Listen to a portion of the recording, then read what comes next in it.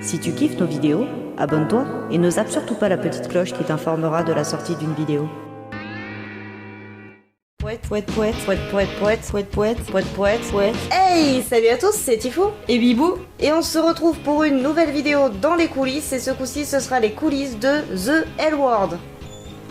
Info numéro 1. The L Word n'est pas fini, une saison 7 a été commandée.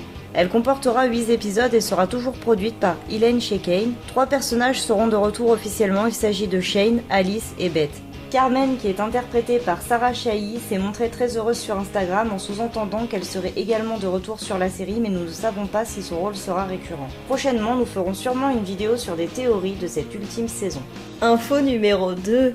Aussi, Davis jouait le rôle récurrent du père de Beth. Dans la 2e saison, son personnage est tombé malade. Il est mort avant que l'épisode final de la série soit diffusé, du coup il lui a été dédicacé. Info numéro 3. La grossesse de Tina dans la saison 2 a été tournée en même temps que la vraie grossesse de l'actrice Laurel Holloman. Info numéro 4. Vous l'aviez peut-être déjà remarqué, mais tous les noms des épisodes de The L Word débutent par la lettre L, excepté le petit onglet langue. Info numéro 5.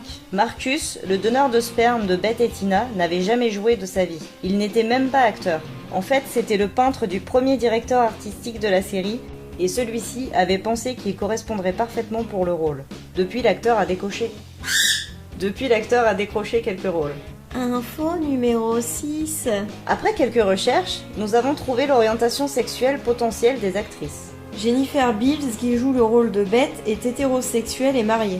Laurel Holloman, qui joue le rôle de Tina, est bisexuelle et mariée. Pam Grier, Kit, est hétérosexuelle. Marlee Matlin, Jodie, est hétéro et mariée. Leisha Haley, Alice, est homo. Karina Lombard, Marina, est bi. Sarah Chahi, Carmen, est hétéro et mariée. Daniela Si, Max ou Moira, est bi. Mia Kirchner, Jenny, est bi. Rachel Shelley, Elena, est hétérosexuelle et mariée. Rose Rollins, Tasha, est hétéro. Erin Daniels, Dana, est hétérosexuelle et mariée. Christina Loken, Paige, est bi et mariée. Sybil Shepherd, Phyllis, est hétéro. Clémentine Ford, Molly, est homo. Info numéro 7. Elaine Chaiken est la créatrice, scénariste et réalisatrice de The L Word, et c'est une militante lesbienne. Elle est en couple avec Miggy Hood, une architecte. Elles ont 2 enfants, des jumelles, Tallulah et Augusta, portées par Miggy Hood après une insémination artificielle. Miggy Hood joue le rôle de Serena dans le 12e épisode de The L Word lors de la saison 5 appelée Loyauté et Fidélité. Info numéro 8. La série The L Word passe le test de Bechdel avec succès. Le test de Bechdel, c'est quoi? C'est pour voir si un film est féministe ou sexiste.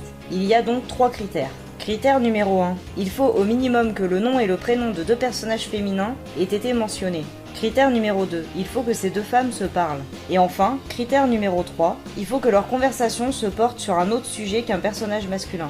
Le nom du test de Bechdel vient d'une page de la dessinatrice Alison Bechdel intitulée La Règle, The Rule en version originale, parue en 1985 dans la bande dessinée Lesbienne à suivre. Info numéro 9. Don't ask, don't tell. Cette doctrine interdisait aux personnes homosexuelles et bisexuelles servant dans l'armée américaine de montrer ou d'assumer leur orientation sexuelle. Dans The L Word, c'est Tasha qui se retrouve confrontée à cette doctrine. Elle hésite entre sa loyauté pour l'armée et vivre son amour avec Alice. Cette loi discriminatoire a finalement été abrogée en 2011 sous la présidence de Barack Obama. Info numéro 10. Marlee Matlin, connue pour le rôle de Jodie Lerner dans The L Word, est en réalité vraiment sourde. Elle a été diagnostiquée à l'âge de 18 mois. Elle est également connue pour être la première actrice sourde à avoir reçu un Oscar en 1987. Info numéro 11. Au départ, c'est Scott Berstow qui aurait dû jouer le rôle de Tim, mais il a été accusé d'agression sexuelle sur mineur en 2003. Il a plaidé coupable pour obtenir une réduction de charge. Du coup, la série a préféré choisir Eric Mabius. C'est terminé. Dites-nous en commentaire sur quelle série vous aimeriez que nous fassions une vidéo. Tchuss!